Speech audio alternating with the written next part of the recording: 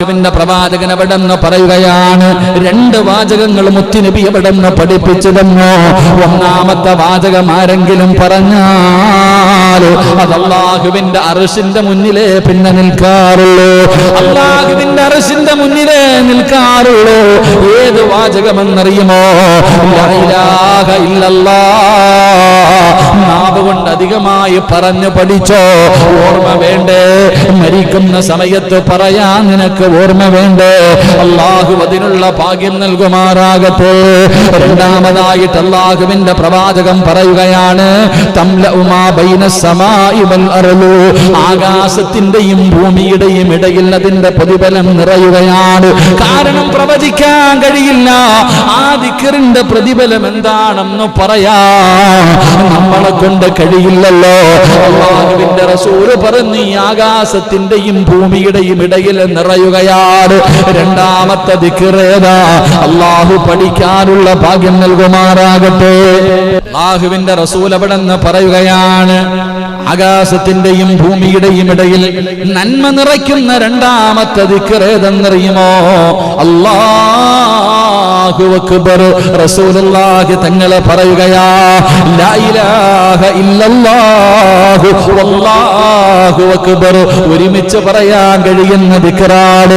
ഈ ദിക്റിന്റെ പ്രതിഫലം പറയാൻ നമുക്കാർക്കും കഴിയില്ല. കാരണം ആകാശത്തിന്റെയും ഭൂമിയുടെയും ഇടയിൽ അതിന്റെ നന്മ ഇങ്ങനെ നിൽക്കുമെന്ന് നബി മുഹമ്മദ് മുസ്തഫ സല്ലല്ലാഹു അലൈഹി വസല്ലമ തങ്ങൾ അവിടെ നിന്ന് പറയുമ്പോ, എന്റെ പ്രിയപ്പെട്ടവരെ, ദിക്റുകൾ അധികമായി പറയണേ, ദിക്റുകൾ അധികമായിട്ട് പറയണേ. ഒരുപാട് പ്രതിഫലം കിട്ടുന്ന ദിക്റുകളുണ്ട്. മഹാനായ നബി മുഹമ്മദ് മുസ്തഫ സല്ലല്ലാഹു അലൈഹി വസല്ലം അല്ലാഹുവിന്റെ റസൂൽ പറയുകയാണ്, മഹാനായ പ്രവാചകൻ മിഅ്റാജിന്റെ രാത്രിയിൽ അല്ലാഹുവിന്റെ റസൂൽ സ്വർഗ്ഗത്തിൽ പോയല്ലോ, അല്ലാഹനെ കാണാൻ പോയല്ലോ. ആ കാണാൻ പോകുന്ന സമയത്ത് മുഖറബുൽ അംലാക്ക് മലക്ക് ജിബ്രീൽ അലൈഹിസ്സലാമിന്റെ കൂടെ ഇങ്ങനെ മുത്തുനബി പോകുമ്പോ മഹാനായ ഖലീലുല്ലാഹി ഇബ്രാഹിം നബി അലൈഹിസ്സലാമിന്റെ അടുക്കലൂടെ കടന്നു പോവുകയാണ്. ആ സമയത്ത് ഇബ്രാഹിം നബി ചോദിക്കുന്നു, ജിബ്രീലേ, കൂടെ ആരാവുള്ളത്? കൂടെ ആരാവുള്ളത്? മഹാനായ ഇബ്രാഹിം നബി അലൈഹിസ്സലാം ചോദിക്കുമ്പോ അവിടെ നിന്ന് പറഞ്ഞു, നബിയേ, മുഹമ്മദുർ റസൂലുള്ളാഹ്. അല്ലാഹുവേ, അവസാന പ്രവാചകനാണ്. അവസാന പ്രവാചകനായ മുഹമ്മദ് നബിയാണ്. അല്ലാഹുവിന്റെ റസൂലിനെ കണ്ടപ്പോ ഇബ്രാഹിം നബി വിളിച്ചു, നബിയേ. ഇബ്രാഹിം നബി വിളിക്കുകയാണ്. മുത്ത് നബിയെ വിളിച്ചിട്ട് പറയുന്നു, നബിയേ, അങ്ങയുടെ ദാസന്മാരോട്, അങ്ങയുടെ സമുദായത്തിനോട് സ്വർഗ്ഗത്തിൽ മരം നടാൻ പറയണേ നബിയേ. അല്ലാഹുവേ, ഇബ്രാഹിം നബി പറയുകയാ, മിഅ്റാജിന്റെ യാത്രയിൽ ഇബ്രാഹിം നബി മുത്ത് നബിയോട് പറഞ്ഞു കൊടുക്കുകയാണ്, അങ്ങയുടെ സമുദായത്തോട് പറയണം, അല്ലാഹുവിന്റെ സ്വർഗ്ഗത്തിൽ ഒരുപാട് മരം നടാൻ. അല്ലാഹുവിന്റെ സ്വർഗ്ഗത്തില് ഒരുപാട് മരം നടാൻ അങ്ങയുടെ സമുദായത്തോട് പറഞ്ഞു കൊടുക്കണം നബിയേ. അല്ലാഹുവിന്റെ പ്രവാചകം ചോദിച്ചു, എങ്ങനെയാ സ്വർഗ്ഗത്തിൽ മരം നടാൻ പറ്റുന്നത്? എങ്ങനെയാണ്? ഇബ്രാഹിം നബി പറഞ്ഞു കൊടുക്കുകയാ, അല്ലാഹുവിന്റെ ഖലീലായ ഇബ്രാഹിം നബി മുത്ത് നബിയോട് പറഞ്ഞു കൊടുത്ത ഒരു ദിക്റുണ്ട്. അല്ലാഹുവേ, അത് സ്വർഗ്ഗത്തിൽ മരം നടുന്ന ദിക്റാണ്. അല്ലാഹ്, അത് ജീവിതത്തിൽ പറയാനുള്ള ഭാഗ്യം നൽകണേ അല്ലാഹ്. മിഅ്റാജിന്റെ രാത്രിയിൽ ജിബ്രീൽ അലൈഹിസ്സലാമിന്റെ കൂടെ ഇങ്ങനെ പോകുമ്പോ ഇബ്രാഹിം നബി സ്വർഗ്ഗത്തിന്റെ ഒരു ഭാഗത്തുണ്ട്, ആകാശ ലോകത്തൊരു ഭാഗത്തുണ്ട്. അപ്പൊ ഇബ്രാഹിം നബി ചോദിച്ചു, ആരാ ജിബ്രീലെ കൂടെ? അല്ലാഹ്, അൽഹംദുലില്ലാ, നബിയെ ഇവിടെന്ന് പറഞ്ഞു കൊടുത്തു, മുഹമ്മദ് റസൂലുള്ളാഹ്, അല്ലാഹുവിന്റെ പ്രവാചകൻ മുഹമ്മദ് നബിയാണ്. അപ്പൊ പറഞ്ഞു, ചങ്ങാതി, ഇബ്രാഹിം നബി പറഞ്ഞു കൊടുത്തു. അതെ, നമ്മളെയൊക്കെ അറിയുന്നുണ്ട്, നമ്മുടെയൊക്കെ സ്വഭാവം അറിയുന്നുണ്ടായിരിക്കാം പറഞ്ഞു കൊടുത്തത്. എങ്ങനെയെങ്കിലും സ്വർഗ്ഗത്തിൽ പോകട്ടെ എന്ന്. കാരണം ഇബാദത്തിൽ വളരെ പുറകോട്ടാ നമ്മളൊക്കെ. അതുകൊണ്ടാണ് അവിടെ നിന്ന് പറഞ്ഞു കൊടുത്തത്. 50 വക്കത്ത് 5 ആക്കിയ കഥയൊക്കെ അറിയാമല്ലോ. ഈ 50 വക്കത്ത് 5 വക്കത്തായത് എങ്ങനെ പറഞ്ഞു കൊടുത്തില്ലേ? അല്ലാ, എന്റെ സമുദായത്തിന്റെ അവസ്ഥ തന്നെ 50 നിങ്ങൾ 5 ആക്കി തന്നില്ലേ? എന്റെ പ്രിയപ്പെട്ടവരെ, ഇബ്രാഹിം നബി പറഞ്ഞു കൊടുത്തു, സ്വർഗ്ഗത്തിൽ കഴിവിന്റെ അത്രയും മരം നട്ടുപിടിപ്പിക്കണം. അല്ലാഹു ഭാഗ്യം തരുമാറാകട്ടെ. നട്ടൂടെ? അങ്ങനെ പോവാണ് രാവിലെ വണ്ടി വിളിച്ച് സ്വർഗത്തിൽ മരം നടാൻ നാളെ രാവിലെ പോവല്ലേ? പോണോ അവിടെ? അവിടെ ഇവിടെയൊക്കെ ഏക്കർ കണക്കിന് വാങ്ങിച്ചിടുന്ന പോലെയല്ല, സ്വർഗത്തിൽ കുറച്ച് ഏക്കർ കണക്കട്ടെ ഇൻഷാ അല്ലാഹ്. മഹാനായ റസൂലുള്ളാഹി സ്വല്ലല്ലാഹു അലൈഹി വസല്ലമ തങ്ങൾ പറഞ്ഞു, ഏതാ ദിക്ർ? ലാ ഹൗല വലാ ഖുവത ഇല്ലാ ബില്ലാ. ദിക്ർ ഇങ്ങനെ പറഞ്ഞ സ്വർഗത്തിൽ മരങ്ങൾ ഇങ്ങനെ വന്നുകൊണ്ടേയിരിക്കും ഇൻഷാ അല്ലാഹ്. ഇബ്രാഹിം നബി പറഞ്ഞു കൊടുത്ത ദിക്റ. അപ്പോൾ ഇൻഷാ അല്ലാഹ് അല്ലാഹു ഭാഗ്യം നൽകുമാറാകട്ടെ. ആ ദിക്ർ പറയുക എല്ലാവരും. ലാ ഹൗല വലാ ഖുവത ഇല്ലാ ബില്ലാ. 99 രോഗങ്ങൾക്കുള്ള മരുന്നുണ്ടെന്നാ. ലാ ഹൗല എന്ന് പറയുന്ന ലേഖ്യം കഴിക്കണമെന്ന് അഴുവസ്ഥ പറയാറുണ്ട്. ഈ ലാ ഹൗല എന്ന് പറയുന്നത് നിസ്സാരമായി തെള്ളിക്കളയേണ്ട ഒരു ദിക്റല്ല. ആ ദിക്റിന് 99 രോഗങ്ങൾക്കുള്ള മരുന്നുണ്ട്. അതിലെ ഒരു രോഗമാണ് മനസ്സമാധാനം. അതിലെ കിട്ടാത്ത പൈസ കൊടുത്താലും മാറാത്ത രോഗം അത് മനസ്സമാധാനം. ആ രോഗം മാറാനുള്ള മരുന്നാണെന്ത്?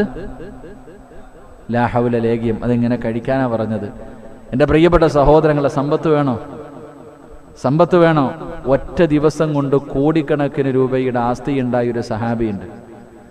ഒറ്റ രാത്രി നേരം വെളുത്തപ്പോൾ കോടിക്കണക്കിന്, എത്രയോ ഒട്ടകങ്ങൾ, ഒരുപാട് സമ്പത്ത് കൊടുത്തു. അപ്പൊ ഈ സമ്പത്തെല്ലാം കണ്ടപ്പോൾ വീടിന്റെ മുറ്റത്ത് കാണാതായ മകൻ, സഹാബിയ, ഈ കാണാതായ മകൻ കോടിക്കണക്കിന് സമ്പാദ്യവുമായി വീടിന്റെ മുറ്റത്ത് വന്നപ്പോൾ വാപ്പ പറഞ്ഞു, ഇതൊന്നും ഇവിടെ വേണ്ട. നബി സല്ലല്ലാഹു അലൈഹി വസല്ലമ തങ്ങളുടെ മുന്നിൽ പോയി മസല ചോദിച്ചു. പ്രവാചകൻ അവിടെ നിന്ന് പറഞ്ഞു കൊടുത്തു, ദിക്ർ പറഞ്ഞതിന്റെ മഹത്വം അല്ലാഹ് കൊടുത്താ എടുത്തോളെ. അപ്പൊ ഒരൊറ്റ ദിക്ർ പറഞ്ഞാൽ എൻ്റെ പ്രിയപ്പെട്ട സഹോദരങ്ങൾ എന്തുണ്ടാകും?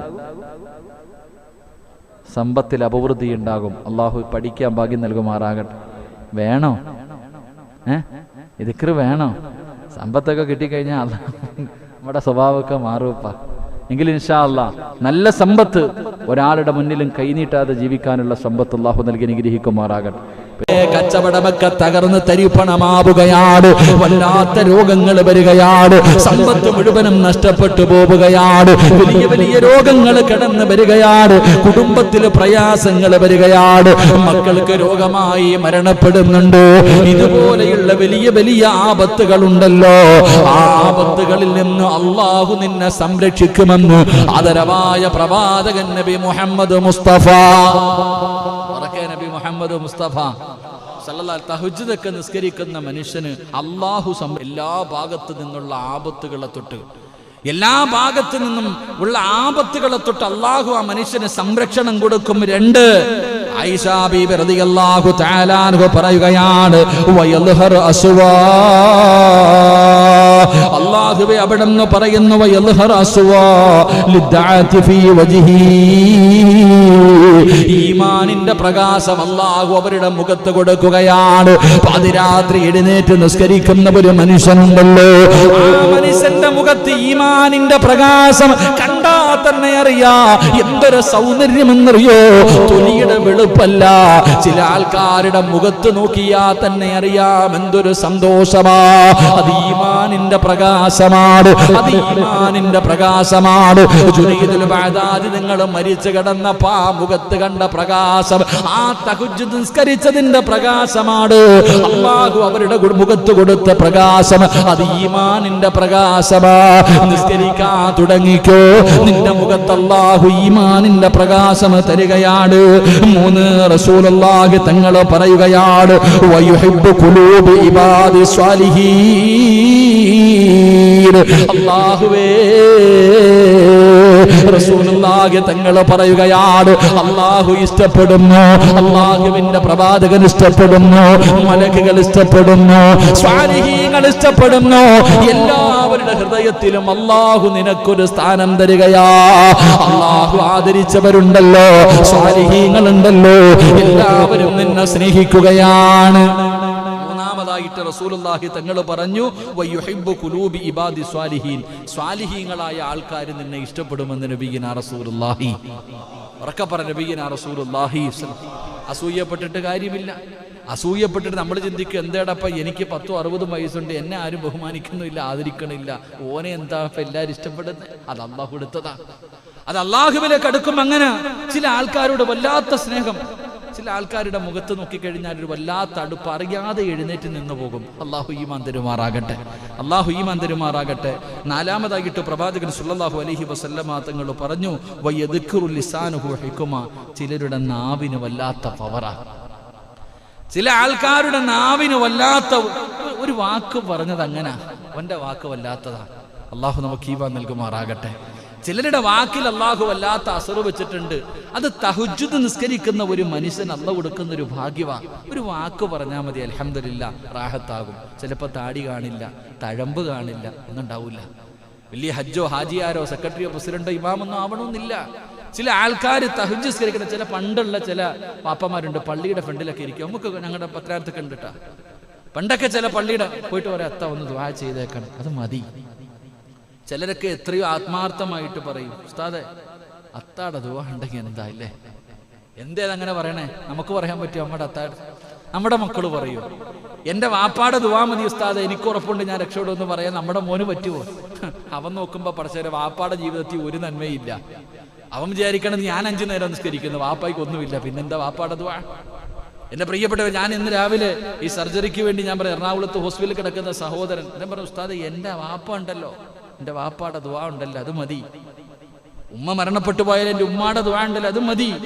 എന്റെ പ്രിയപ്പെട്ട സഹോദരങ്ങളെ, ചിലരുടെ നാവുകൾക്ക് 5 തഹജ്ജുദ് നിസ്കരിക്കുന്ന ഒരു മനുഷ്യൻ, ആ മനുഷ്യന്റെ നാവിന് റസൂലുള്ളാഹി പറഞ്ഞു, വയദ്കുറു ലിസാനുഹു ഹിക്മ, അല്ലാഹുവിന്റെ നാവിനൊരു പവർ കൊടുക്കും. അൽഹംദുലില്ലാഹ്, അല്ലാഹു നൽകി അനുഗ്രഹിക്കുമാറാകട്ടെ, അല്ലാഹു ഈമാൻ നൽകി അനുഗ്രഹിക്കുമാറാകട്ടെ. എന്നിട്ട് പ്രവാചകൻ പറഞ്ഞു, വയജഅലു ഹകീമ, അല്ലാഹു അവരുടെ ചിലർക്ക് അങ്ങനെ കിതാബൊന്നും പഠിക്കണമെന്നില്ല, 10 കിതാബ് മാത്രം പഠിച്ച പണ്ടത്തെ ചില വാപ്പാമാരുണ്ട്. ഉസ്താദന്മാര് പറയുന്നതിനേക്കാളും നല്ലപോലെ മസലകൾ പറയും, ഇല്ലേ? 10 കിതാബ് ചിലപ്പോൾ വലിയ അറിവൊന്നുമില്ല, വലിയ ഹത്തീബൊന്നും ആയിരിക്കത്തില്ല, വലിയ പണ്ഡിതരൊന്നും ആയിരിക്കത്തില്ല. എന്ന പണ്ടത്തെ അമ്മമാരുടെ ഒക്കെ ഉമ്മമാരില്ലേ, ഉമ്മാമ്മമാരൊക്കെ, അവരൊക്കെ എന്താ ഹദീസുകൾ മസലകളൊക്കെ പറയണേ? അതൊക്കെ ഇത് എവിടുന്ന് കിട്ടിയതാ? അത് അള്ളാഹു ഇങ്ങോട്ട് പഠിപ്പിച്ചു കൊടുത്ത അവർക്ക്. പല ഉമ്മമാര് സംസാരിക്കുമ്പോൾ പഴയ കാര്യങ്ങളൊക്കെ പറയും, നമ്മളിങ്ങനെ കണ്ണന്തള്ളി നിപ്പാണ്ട്. ചില ഉപ്പാപ്പമാരൊക്കെ പള്ളി വരുമ്പോഴൊക്കെ ചില ഇങ്ങനെ പറയാറുണ്ട്, എവിടുന്ന് കിട്ടിയപ്പോ ഇവർക്ക് ഈ അറിവ്? എന്റെ പ്രിയപ്പെട്ട സഹോദരങ്ങളെ, അള്ളാഹുവിന്റെ റസൂൽ സല്ലല്ലാഹു അലൈഹി വസല്ലമ തങ്ങൾ പറഞ്ഞതായി ആയിഷ ബീവി റളിയല്ലാഹു തആല അൻഹ പറയുന്നു, തഹജ്ജുദ് നിസ്കരിക്കുന്ന മനുഷ്യൻ, ആ മനുഷ്യന് അള്ളാഹു അവന് ഹിക്മത്ത് കൊടുക്കും, അള്ളാഹു സുബ്ഹാനഹു വ തആല അവൻ അറിവ് കൊടുക്കുമെന്ന് മഹാനായി നബിയിനാ റസൂലുള്ളാഹി സല്ലല്ലാഹു അലൈഹി വസല്ലമ തങ്ങൾ പറയുമ്പോൾ 5 കാര്യങ്ങളാണിത് ദുനിയാവിൽ കിട്ടുന്നതാണ്. 1, അല്ലാഹു സുബ്ഹാനഹു വ തആല എല്ലാ ആപത്തുകളിൽ നിന്ന് അവനെ രക്ഷിക്കുകയാണ്. 2, അവന്റെ മുഖത്ത് നോക്കിയാൽ തന്നെ ഈമാനിന്റെ പ്രകാശം കാണാം. 3, റസൂലുള്ളാഹി തങ്ങൾ പറയുകയാ, എല്ലാവരും അവനെ ഇഷ്ടപ്പെടുകയാണ്, എല്ലാവരും അവനെ സ്നേഹിക്കുകയാണ്, എല്ലാവരും അവനെ ആദരിക്കുകയാണ്. അവന് പൈസ കൊടുക്കണ്ട, ഇലക്ഷന് നിൽക്കണ്ട, ഫ്ലക്സ് അടിക്കണ്ട, ഒന്നും ചെയ്യാതെ തന്നെ എല്ലാവരും അവനെ ഇഷ്ടപ്പെടുന്നു. കാരണം അവനെ അല്ലാഹ് ഇഷ്ടപ്പെട്ടതാണ്. 4മതായിട്ട് പറയുന്നു, അവരുടെ നാവുകൾക്ക് വല്ലാത്ത അസറാണ്, അവരുടെ നാവുകൾക്ക് വല്ലാത്ത ശക്തിയാണ്. 5മത് ദുനിയാവിൽ കിട്ടുന്ന പ്രതിഫലമാണ്, അല്ലാഹു അവന് അറിവ് കൊടുക്കുകയാ. മസലകളൊക്കെ പറയാനുള്ള അറിവ് അല്ലാഹു തന്നെ കൊടുക്കുകയാണ്. റസൂലുള്ളാഹി തങ്ങൾ പറയുകയാ, ഇനി മരണത്തിന് ശേഷമാണ് പ്രതിഫലം ഇരിക്കുന്നത്. ഇത് ദുനിയാവിലെ പ്രതിഫലമാണ്, ഇത് ദുനിയാവിലെ പ്രതിഫലമാണ്. ഇനിയുള്ള പ്രതിഫലം എന്തെന്നറിയുമോ? ഇനി മരണത്തിന് ശേഷമുള്ള പ്രതിഫലമാ. ആയിഷ യഹ്ശറു മിൻ ഖബരി അബിയൽ വജ്ഹി, നാളെ പടച്ച റബ്ബിന്റെ പരലോകത്തേക്ക് ഖബറിന്റെ അകത്ത് നിന്ന് എഴുന്നേറ്റ് വരുമ്പോ മുഖത്ത് വല്ലാത്ത പ്രകാശവാ,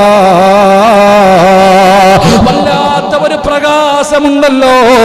വുജൂഹു യൗമഇദിൻ നാളിറ ഇലാ റബ്ബിഹാ നാളിറ. നാളിറാ.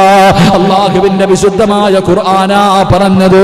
നാളെ ചില മുഖങ്ങൾ വല്ലാതെ പ്രകാശിക്കുന്നതാണ്, ചില മുഖത്ത് വല്ലാത്ത പ്രകാശം പേടിച്ച് വിറച്ചുകൊണ്ട് നിൽക്കുന്ന ജനങ്ങളുടെ നടുവില് ഖബറിന്റെ അകത്ത് നിന്ന് ആരാടാ എന്നെ വിളിച്ചുണർത്തിയത് എന്ന് ചോദിച്ചുകൊണ്ട് തലയുടെ മുകളിലിരിക്കുന്ന മണ്ണ് തട്ടിക്കളഞ്ഞിട്ട് നാളെ ഖബറിന്റെ അകത്ത് നിന്ന് ചിരിക്കുന്ന മുഖത്തോട് എഴുന്നേറ്റ് വരുന്ന ഒരു വിഭാഗമുണ്ട് സ്വഹാബാ.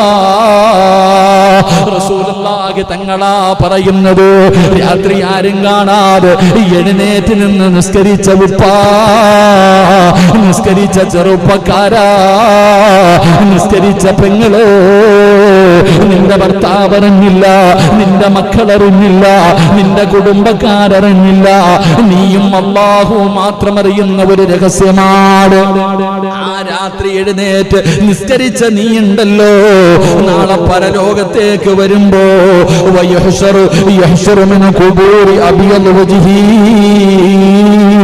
നിന്റെ മുഖത്ത് പ്രകാശമുണ്ടാകുമെന്ന് ആദരവായ പ്രവാചകൻ നബി മുഹമ്മദ് മുസ്തഫ സല്ലല്ലാഹു അലൈഹി വസല്ലമ തങ്ങൾ പറയുമ്പോ ഏഴാമത്തെ പ്രതിഫലം എന്താ? വയസ്റു അലാഹിൽ ഹിസാബ്. നിന്റെ വിചാരണ എളുപ്പവാ, നിന്റെ ഹിസാബ് എളുപ്പവാ. റസൂലുള്ളാഹി തങ്ങൾ പറയുന്നു സ്വഹാബാ, നാളെ പടച്ച റബ്ബിന്റെ പരലോകത്ത് ജനങ്ങൾ മുഴുവനും ഒരുമിച്ച് നിൽക്കുമ്പോ അല്ലാഹുവിന്റെ ഭാഗത്ത് നിന്ന് വിളിക്കുകയാണ്. വയുനാദിൽ മുനാദി മിൻ ഖിബലിർ റഹ്മാൻ. അല്ലാഹുവിന്റെ ഭാഗത്ത് നിന്ന് വിളിക്കുകയാണ്. കോടാനി കോടി ജനങ്ങളുണ്ട്, കോടാനി കോടി ജനങ്ങളുണ്ട്. എല്ലാവരും നിൽക്കുമ്പോ അല്ലാഹു ഒരു ഭാഗത്തെ തിരഞ്ഞെടുക്കുകയാണ്, ഒരു ഭാഗത്തെ തിരഞ്ഞു വിളിക്കുകയാണ്. എന്നിട്ട് പടച്ചവൻ തന്റെ അർശിന്റെ ഭാഗത്തേക്ക് അവരെ നിരത്തി നിർത്തുകയാണ്. അവരല്ലാഹുവേ ഒരു കുറഞ്ഞ സംഘമാണ്, ഒരു കുറഞ്ഞ സംഘമാണ്. അല്ലാഹുവിന്റെ ഭാഗത്ത് ഇങ്ങനെ വിളിച്ചു നിർത്തുകയാണ്. സഹാബത്ത് ചോദിക്കുന്നു, നബിയേ യാ റസൂലല്ലാഹ്, അല്ലാഹുവിന്റെ റസൂലേ അവരാരാണ് നബിയേ, അവരാരാണ് നബിയേ? അല്ലാഹുവിന്റെ മലക്കുകൾ വിളിച്ചു ചേർത്തിട്ട് പ്രവാചകൻ പറയുന്നു, അല്ലാഹുവിന്റെ അർശിന്റെ ഭാഗത്ത് ആ വിളിച്ചു നിർത്തുന്ന വിശിഷ്ട അതിഥികളായ ആ ചെറിയ സംഘമാരാണ് നബിയേ? അവരെന്ത് നന്മ ചെയ്തതിന്റെ പേരിലാ? തതജാഫാ ജുനൂബുഹും അനിൽ മളാജ്. മുത്തി നബിയല്ലേ പറഞ്ഞത്? അവര് തഹജ്ജുദ് നിസ്കരിച്ചവരാ, അവര് പാതിരാത്രി എഴുന്നേറ്റ് നിസ്കരിച്ചവരാ. അവർക്ക് നാളെ വിചാരണയില്ല. വയദ്ഖുലൂനൽ ജന്ന ബിഗൈരി ഹിസാബ്.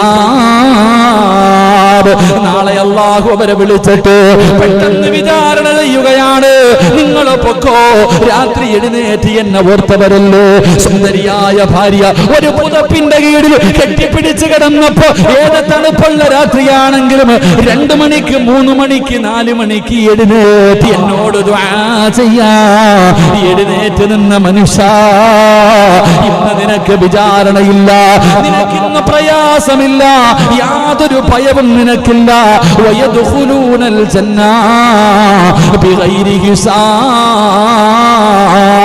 നാളെ സ്വർഗ്ഗത്തിലേക്ക് കടത്തിവിടുകയാ. എന്തേ മുസ്ലിമേ, എന്തേ നിനക്ക് ഈമാനില്ലാതെ പോയത്, എന്തേ മനസ്സിലാക്കാൻ പറ്റാതെ പോയത്? റസൂലുള്ളാഹി തങ്ങൾ പറയുകയാണ്, അടുത്ത പ്രതിഫലം എന്തെന്നറിയുമോ? വയുഅതി കിതാബഹു ബിയമീനിഹി യൗമൽ ഖിയാമ. ഈ ചുമലിലിരിക്കുന്ന 2 മലക്കുകളുണ്ടല്ലോ, എല്ലാം എഴുതുകയാണ്. ഞാൻ ഈ പറയുന്നത് എഴുതുകയാണ്, ഈ ഇരിക്കുന്നത് എഴുതുകയാണ്. എല്ലാം എഴുതി വെക്കുന്ന മലക്കുകളുണ്ടല്ലോ. നാളെ പടച്ച റബ്ബിന്റെ കോടതിയിൽ ചെല്ലുമ്പോ ഈ നന്മതിന്മ എഴുതിയ കിതാബുണ്ടല്ലോ, അത് എടുത്തു തരുന്ന ഒരു രംഗമുണ്ട് സഹോദരാ. മുത്തുനബി പോലെ കരഞ്ഞു പോയില്ലേ? റസൂലുള്ള പോലെ കരഞ്ഞു പോയില്ലേ? ആയിഷ ആ സ്ഥലത്താരും ഉണ്ടാകില്ല ആയിഷ. ഒരാളും തിരിഞ്ഞു നോക്കാത്ത, ഒരാളും സഹായിക്കാത്ത ആ ഭയാനകമായ അവസരമുണ്ടല്ലോ, അല്ലാഹു ചിലരുടെ കയ്യിൽ കൊടുക്കുന്നത് എങ്ങനെയെന്നറിയുവോ? അല്ലാഹനെ മറന്ന് നടന്നവർ അവരുടെ ഇടത് കൈയുണ്ടല്ലോ നെഞ്ചിലൂടെ കുത്തിയിറക്കുകയാണ്, നെഞ്ചിലൂടെ കുത്തിയിറക്കുകയാണ്. എന്നിട്ട് അവരുടെ പുറം ഭാഗത്ത് വെച്ച കിതാബ് കൊടുക്കുന്നത്. അല്ലാഹു നമ്മളെ കാത്തിരക്ഷിക്കുമാറാകട്ടെ. അവൻ നരകത്തിന്റെ അവകാശിയാ, അവൻ നഷ്ടപ്പെട്ടു പോയവനാ, അവൻ പരാജയപ്പെട്ടു പോയവനാ. അവനെക്കാലം നശിച്ചാരും പരലോകത്തില്ലല്ലോ. റസൂലുള്ളാഹി തങ്ങൾ പറയുകയാണ്, രാത്രി എഴുന്നേറ്റ് നിസ്കരിച്ച വാപ്പാ, മോനെ ചെറുപ്പക്കാരാ, അല്ലാഹുവിന്റെ തൃപ്തി മാത്രം കരുതിയിട്ട് രാത്രി എഴുന്നേറ്റ് 2 റക്അത്ത് പടച്ച റബ്ബിന്റെ മുന്നിൽ സുജൂദിൽ കിടന്നവരെ അല്ലാഹു നാളെ തരുവടാ.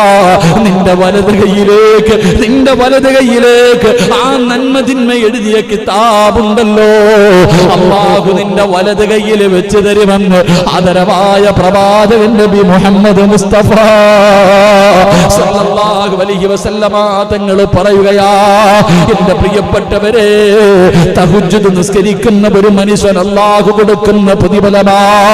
അവസാനത്തെ പ്രതിഫലമെന്തേ? റസൂലുള്ളാഹി തങ്ങൾ പറയുകയാണ്, വയമുറു അല സിറാത്ത്. മഴ പെയ്യുമ്പോ നീ ആകാശത്ത് നോക്കിയിട്ടുണ്ടോ? മഴ പെയ്യുന്ന സമയത്ത് ഇടിയും മഴയുമൊക്കെ പെയ്യുമ്പോ ആകാശത്ത് ഇങ്ങനെ ഒരു പ്രകാശം കാണാ, ഒരു മിന്നലടിക്കുന്നത് പോലെ, ഒരു മിന്നലടിക്കുന്നത് പോലെ ഒരു പ്രകാശം ഞാനും നിങ്ങളും കാണുമല്ലോ.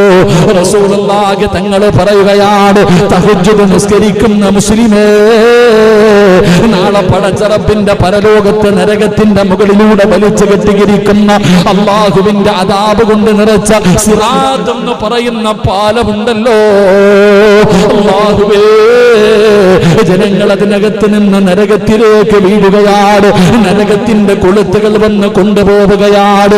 ആ സിറാത്ത് എന്ന് പറയുന്ന ഭയാനകമായ അദാബുകൾ കൊണ്ട് നിറച്ച നരകത്തിന്റെ മുകളിൽ വെച്ച് കെട്ടിയിരിക്കുന്ന പാലം, ആ പാലത്തിന് വല്ലാത്ത നീളമാണ്, അതിന് വല്ലാത്ത ഇരുളാണ്, അതിന് വല്ലാത്ത മൂർച്ചയാണ്, അതിന് വല്ലാത്ത വഴിവഴുപ്പാട്. അത് കടക്കാൻ കോടാരി കോടി വർഷങ്ങൾ എടുക്കുന്നവരുണ്ട്, അതിനകത്തുകൂടെ നടക്കുന്നവരുണ്ട്, അതിനകത്തുകൂടെ പറക്കുന്നവരുണ്ട്, അതിനകത്തുകൂടെ ഇടയുന്നവരുണ്ട്. അല്ലാഹുവേ, കണ്ണടച്ച് തുറക്കുന്നതിന് മുമ്പ്, കണ്ണടച്ച് തുറക്കുന്നതിന് മുമ്പ് അതിലൂടെ കടന്നു പോകുന്നവരുണ്ട്. റസൂലുള്ളാഹി പറയുന്നു, ആയിഷ ബീവി പറയുകയാണ്, തഹജ്ജുദ് നിസ്കരിക്കുന്ന മുസ്ലിമേ, ഇടിയും മഴയും വരുമ്പോ ആകാശത്ത് മിന്നൽ കാണുന്നത് പോലെ നാളെ നീ സിറാത്ത് കടക്കുമെന്ന് ലോകത്തിന്റെ നേതാവ് നബി മുഹമ്മദ് മുസ്തഫ. അല്ലാഹുവേ, ഞങ്ങൾക്ക് നമസ്കരിക്കാനുള്ള ഭാഗ്യം തരണേ അല്ലാ. സിറാത്ത് എന്ന് പറയുന്ന പാലം കടക്കാനുള്ള ഭാഗ്യവാ. അല്ലാഹുവേ, 10ാമത്തെ പ്രതിഫലം എന്തെന്നറിയോ?